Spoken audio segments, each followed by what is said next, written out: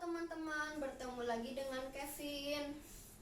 Sebentar lagi kita akan memulai ibadah. Teman-teman, Kevin berharap semuanya tidak main-main ataupun makan. Dan yang terakhir, jangan di-skip ya. Halo adik-adik, dengan Kak Gina di sini ya. Kita akan memulaikan ibadah online pada hari ini. Kakak berharap adik-adik semuanya mau bersuka-cita dan bergembira ya adik-adik. Yuk semuanya bangkit, kita akan menyanyikan pujian Halo Halo, Hello Hello Olala ya.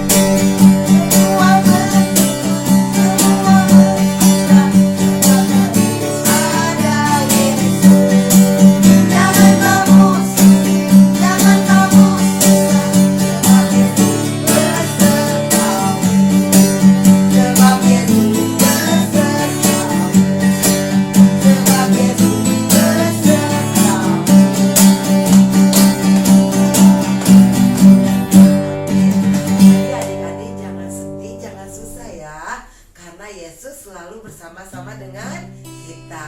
Kita sama-sama akan berdoa untuk memulai ibadah online ini ya. Yuk kita sama-sama berdoa, kita lipat tangan ya.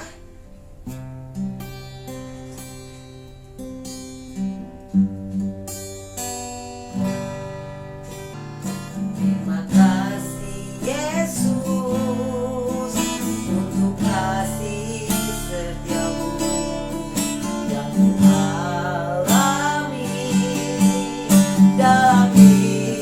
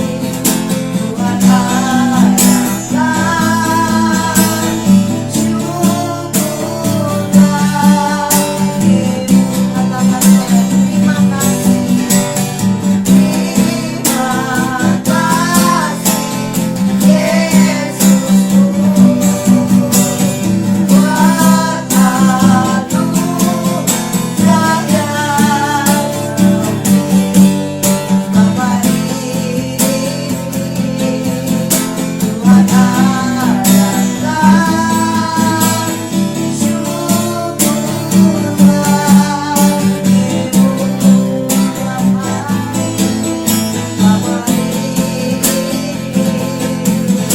Tuhan adalah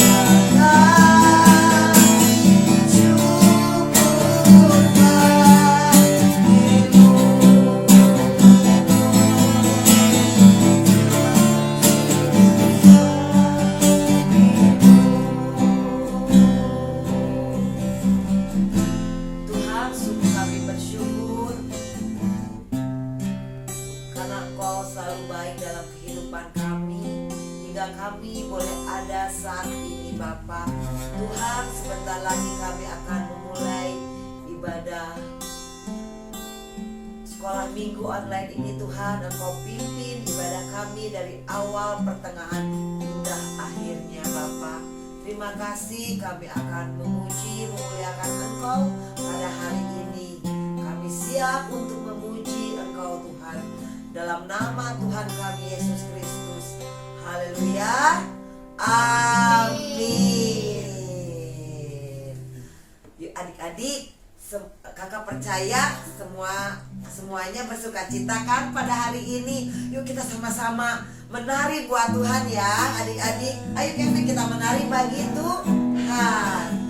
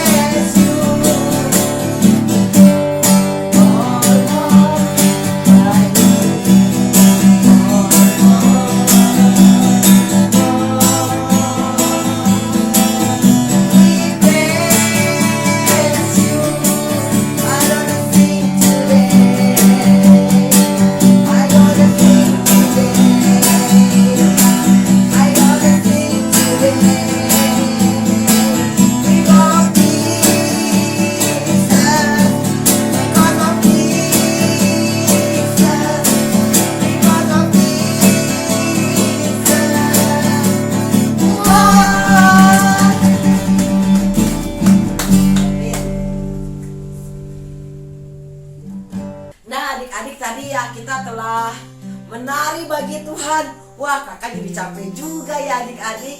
Tapi adik-adik senang kan? Kita harus selalu memuji Tuhan.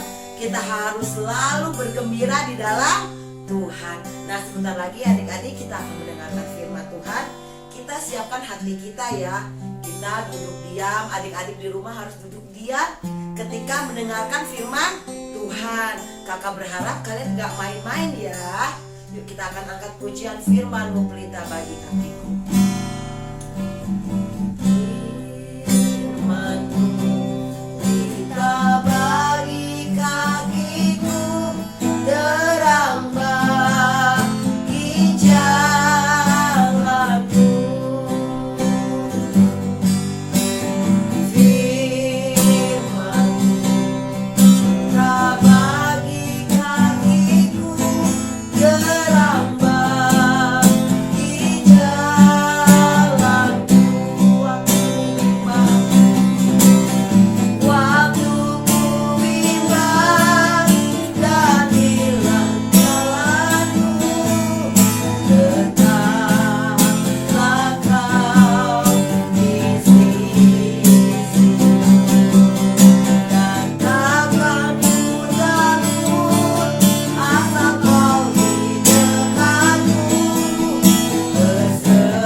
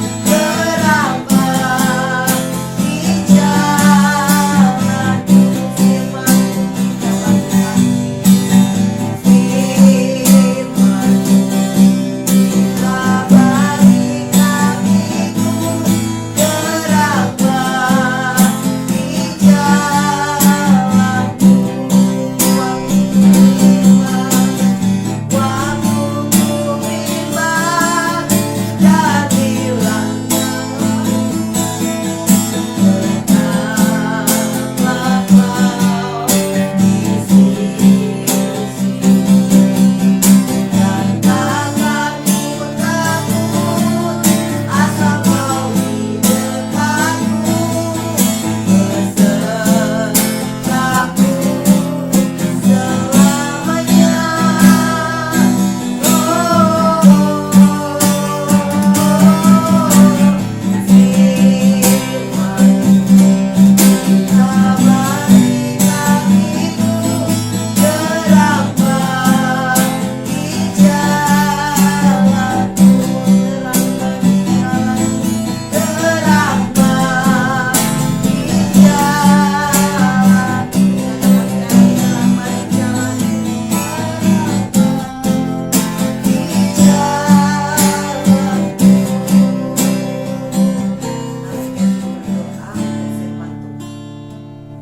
Tuhan, sebentar lagi kami akan mendengarkan firman Tuhan ya Tuhan.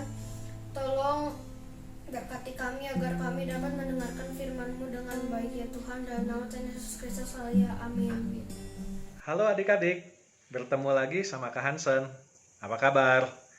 Hari ini kakak mau ajak kita belajar dari firman Tuhan mengenai suatu sikap yang sangat penting, baik sebagai anak Tuhan, sebagai orang yang percaya kepada Tuhan Yesus, juga dalam kehidupan kita sehari-hari.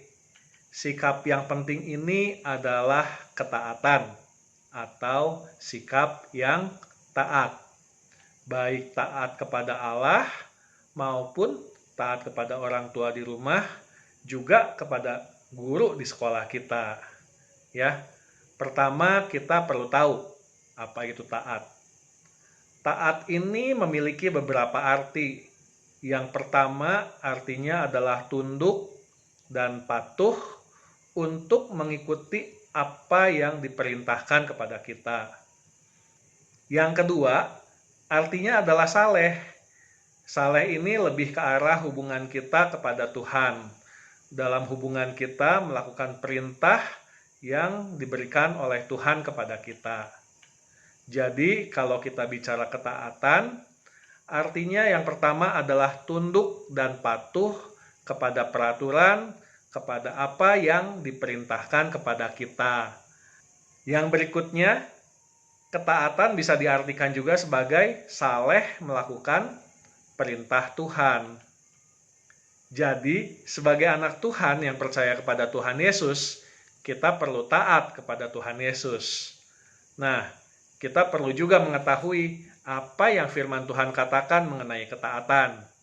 Kita lihat, yang pertama dari Yesaya 56 ayat 1. Beginilah firman Tuhan, taatilah hukum dan tegakkanlah keadilan, sebab sebentar lagi akan datang keselamatan yang daripadaku dan keadilanku akan dinyatakan. Nah, ini dari firman Tuhan tadi, Tuhan memerintahkan kita untuk mentaati hukum Tuhan. Ketaatan adalah perintah yang Tuhan berikan kepada manusia. Selain taat kepada Tuhan, firman Tuhan juga mengajarkan kita taat kepada yang lainnya. Yuk, kita lihat beberapa ayat lain. Kita lihat dari Efesus 6 ayat 1. Efesus 6 ayat 1. Hai anak-anak, taatilah orang tuamu di dalam Tuhan, karena haruslah demikian. Kemudian kita lihat lagi dari Kolose 3 ayat 22. Hai hamba-hamba, taatilah Tuanmu yang di dunia ini dalam segala hal. Jangan hanya di hadapan mereka saja untuk menyenangkan mereka, melainkan dengan tulus hati karena takut akan Tuhan. Yang berikutnya kita lihat dari Ibrani 13 ayat 17. Taatilah pemimpin-pemimpinmu dan tunduklah kepada mereka, sebab mereka berjaga-jaga atas jiwamu sebagai orang-orang yang harus bertanggung jawab atasnya. Dengan jalan itu, mereka akan melakukannya dengan gembira, bukan dengan keluh kesah, sebab hal itu tidak akan membawa keuntungan bagimu. Jadi, selain kepada Allah, kita juga diperintahkan untuk taat kepada yang pertama kepada orang tua kita. Mereka yang membesarkan kita, tentu kita harus tunduk, kita harus taat. Yang kedua, dari hamba-hamba kepada tuannya. Maksudnya di sini di tempat pekerjaan. Kalau seorang bawahan harus tunduk, harus taat kepada atasannya. Apa yang diperintahkan atasannya harus diikuti. Bukan untuk menyenangkan atasannya kalau atasannya lihat, tapi semua itu dilakukan untuk memuliakan Tuhan. Dan jangan lupa juga yang tadi dikatakan yang terakhir, kita harus taat kepada pemimpin-pemimpin yang bertanggung jawab atas jiwa kita, atas pemimpin-pemimpin yang bertanggung jawab kepada pertumbuhan rohani kita, yaitu gembala atau pendeta kita di gereja. Juga jangan lupa kepada kakak-kakak yang membimbing kita di kebaktian anak. Nah, sekarang kita juga perlu tahu apa akibat dari ketidaktaatan. Kita lihat sama-sama apa yang firman Tuhan katakan. Kita lihat dari Roma 5 ayat 19. Jadi, sama seperti oleh ketidaktaatan satu orang, semua orang telah menjadi orang berdosa.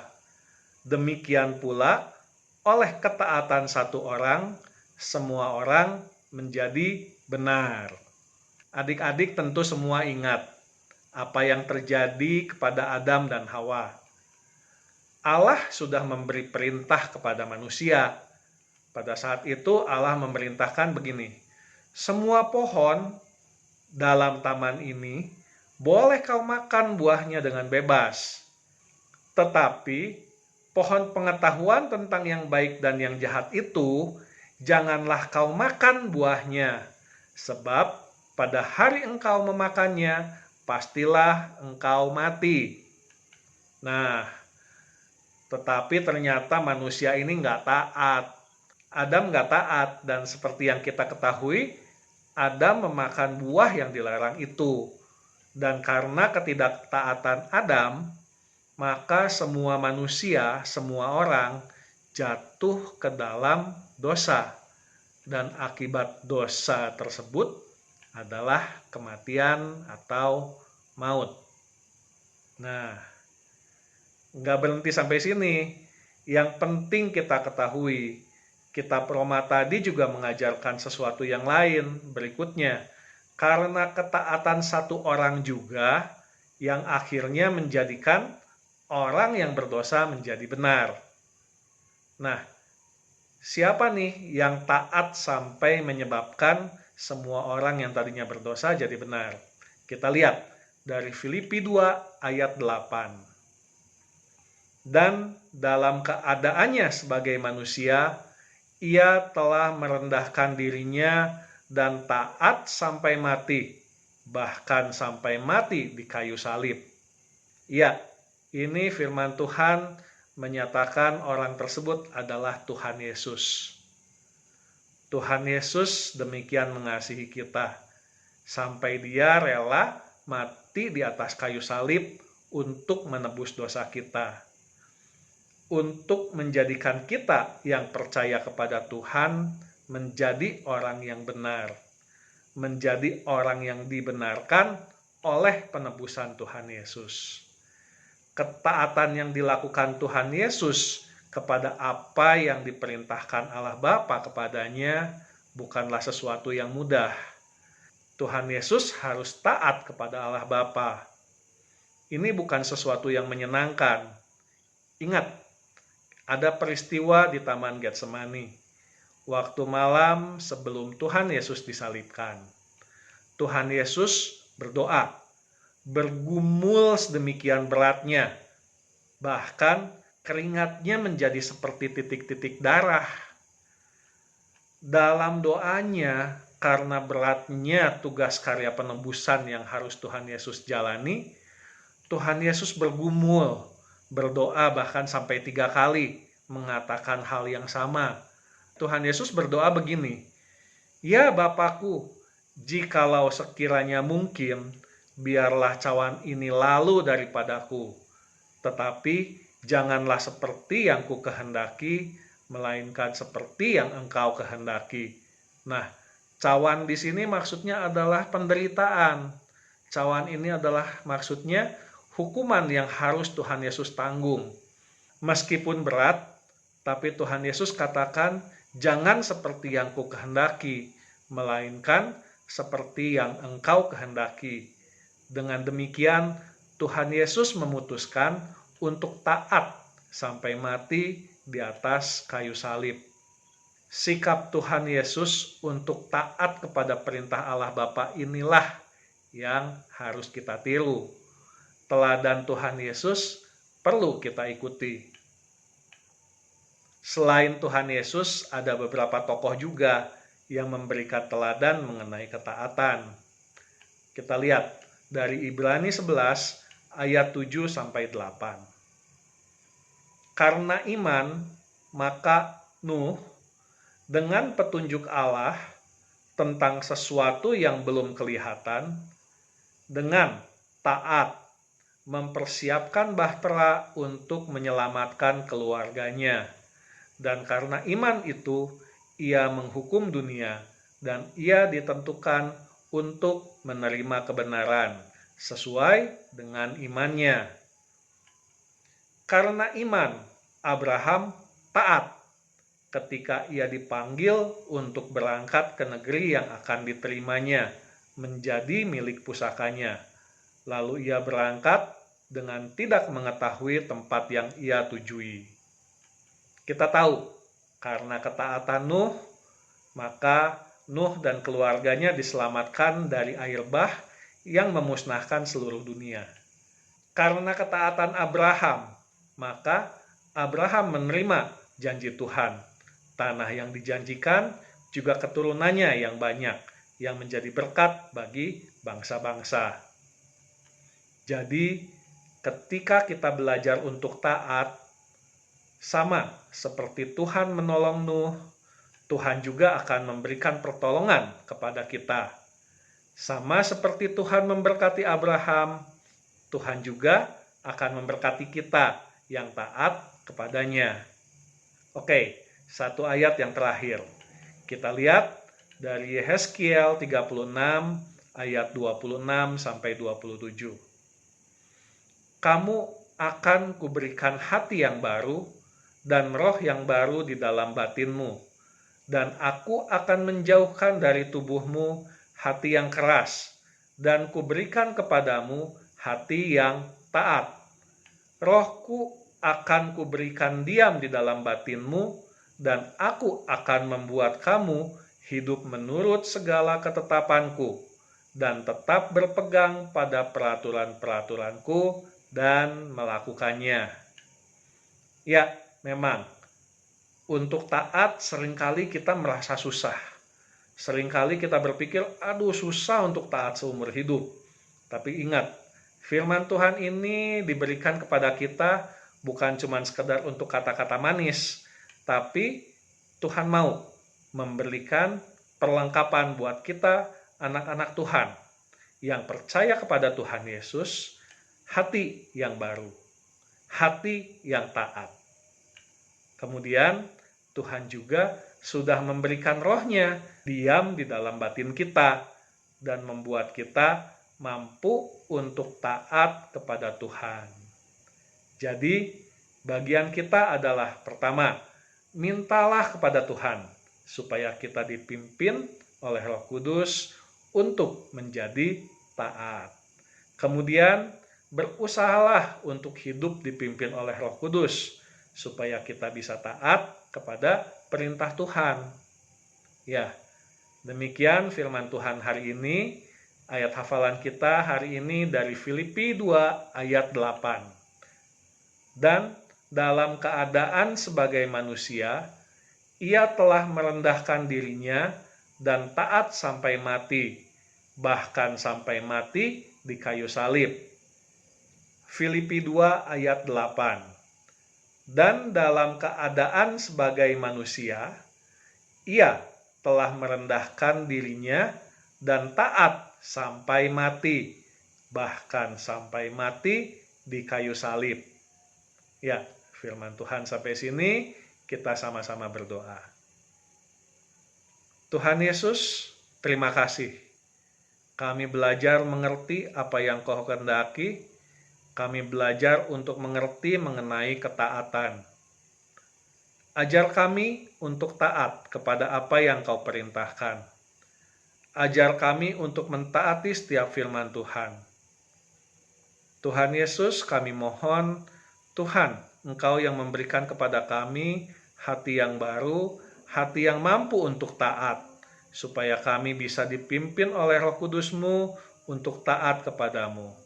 Terima kasih, hanya di dalam nama Tuhan Yesus kami berdoa dan mengucap syukur. Haleluya, amin.